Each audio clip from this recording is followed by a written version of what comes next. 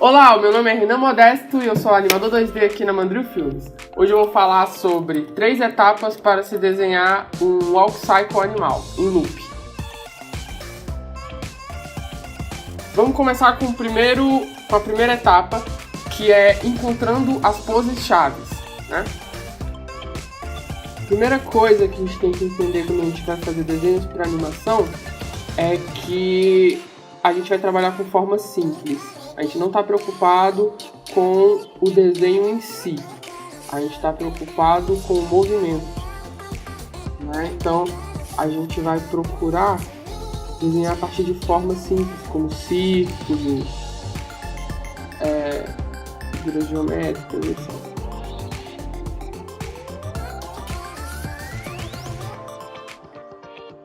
Aqui a gente vai concentrar. Essa é a primeira pose que a gente encontra. A gente vai se concentrar nesses dois círculos, nesse círculo e nesse círculo, né? Que é a pelvis e o busto. Enquanto a pelvis está levantada, o busto está abaixado, né? Esse é um princípio básico de uma animação padrão para animais quadrúpedes, né?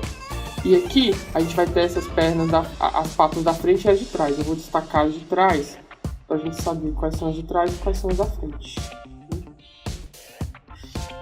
Enquanto as patas da frente estão em contato com o chão, né? As duas patas estão em contato com o chão, as patas de trás estão no meio do movimento. Pode perceber que essa pata daqui, ela está no meio do movimento, né? Como é um loop, isso significa que o movimento ele vai ficar se repetindo de forma cíclica, né? Ou seja, o último desenho e o primeiro desenho, eles têm que combinar para que a gente tenha esse movimento cíclico. Então a gente vai repetir esse mesmo desenho, só que a gente vai trocar a posição das patas de trás com as patas da frente.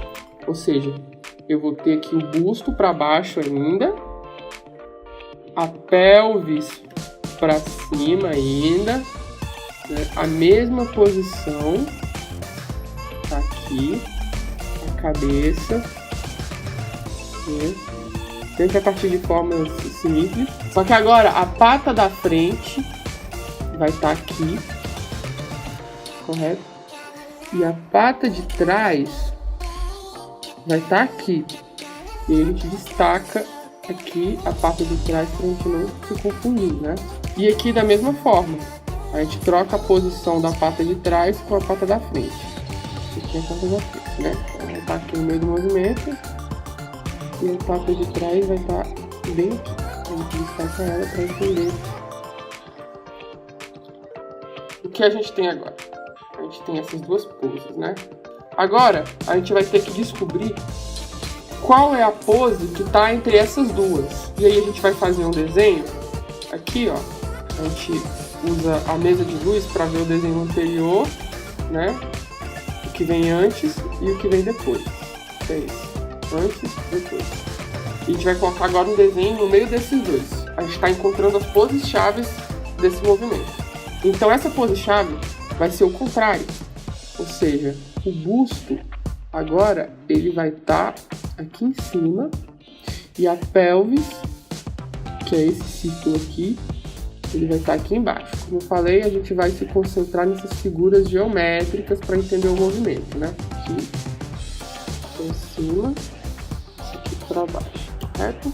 Nessa pose aqui, quando o busto estiver para cima, significa que as patas da frente vão estar no meio do movimento, né?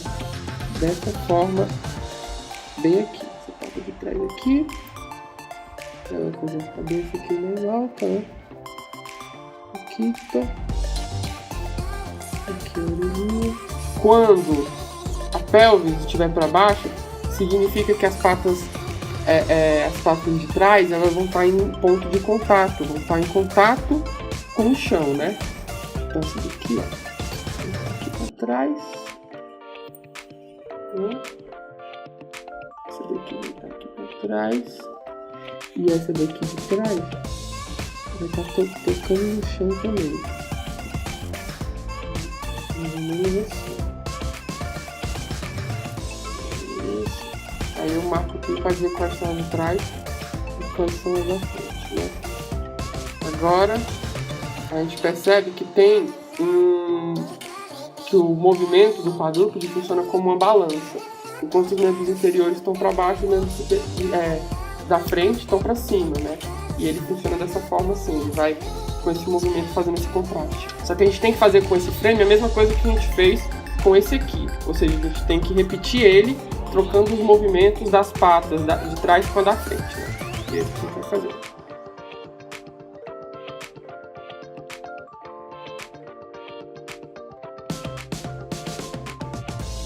Aí agora a gente tem essas poses. Essas são as poses principais. A partir dessas poses, a gente vai encontrar o movimento padrão para o quadrúpede, né? Essa é a primeira etapa, encontrar as poses principais. A segunda etapa vai ser encontrar o tempo da animação. A animação ela funciona da seguinte forma: 24 quadros por segundo, né? Essa é uma fórmula base. Só que a gente vai trabalhar aqui com 12 quadros por segundo, que significa 2 passos por segundo, né? A gente vai reduzir um pouco o tempo, para ficar mais simples. E como é que a gente completa essa animação? Da seguinte forma: a gente vai entender que esse primeiro frame que eu fiz aqui ele é o 1. Então, desse para esse frame, ou seja, esse aqui não vai ser o 2, né? Esse frame daqui, o primeiro, a gente marca ele aqui. Ele é um frame 1, correto? Desse frame para esse frame, ou seja, desse desenho para esse desenho, vão ter 2 desenhos. Então a gente vai entender da seguinte forma: esse é o desenho 1. A gente vai ter um desenho, outro desenho e vai ter esse desenho, ou seja, 1, 2, 3, 4. Esse aqui é o desenho 4, correto? Para esse desenho, como o movimento é cíclico, então a gente vai usar um padrão, né? De um desenho para outro desenho, vão ter 2 desenhos no meio deles. Então a mesma coisa vai ser aqui. A gente tem o desenho 4, para chegar nesse frame, a gente vai ter mais 2 frames. 4, 5, 6 e 7. Então esse aqui é o 7. Do 7, no próximo, são mais 2 desenhos. 7, 8, 9.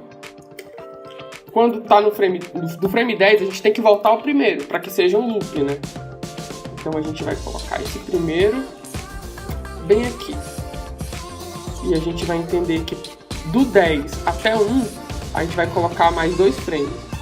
Então eu marco aqui 10, 1.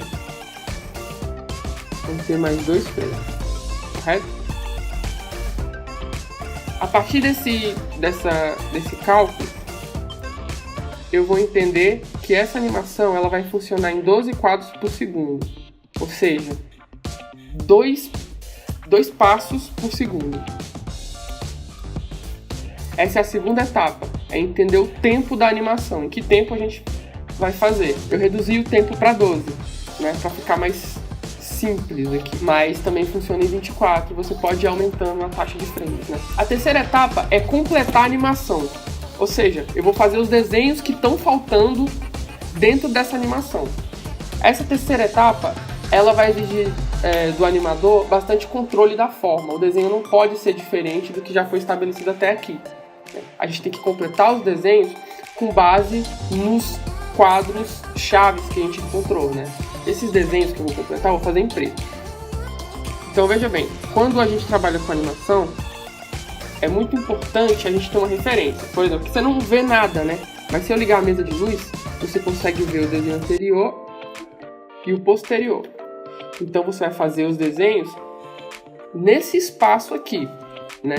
Você vai desse frame até esse frame. Você vai completar essa animação com 2 desenhos.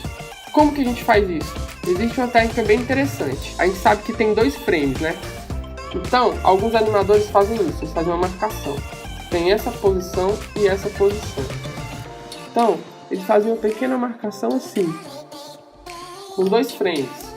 A mesma coisa com os outros membros, com 2 frames.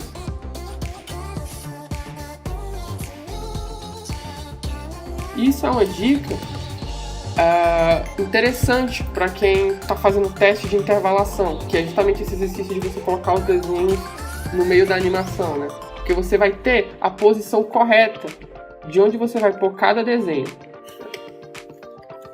Quando você for fazer o desenho 2, vamos supor, esses dois, você vai saber que a cabeça ela vai ficar exatamente nesse ponto aqui. Então você vai desenhar a cabeça aqui, um pouquinho mais alta,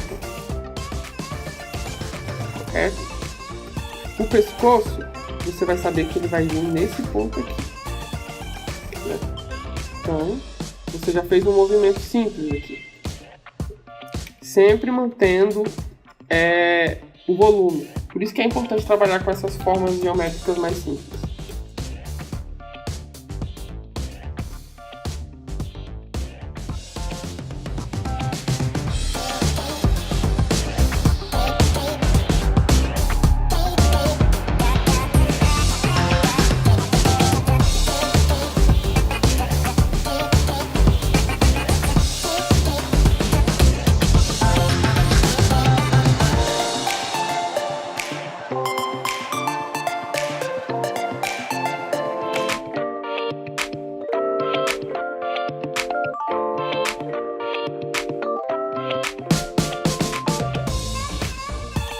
Prontinho, depois que a gente terminou de completar a nossa animação, a gente vai ter esse exemplo aqui, que é um walk cycle de quadrúpedes, né? Tem 12 quadros por segundo.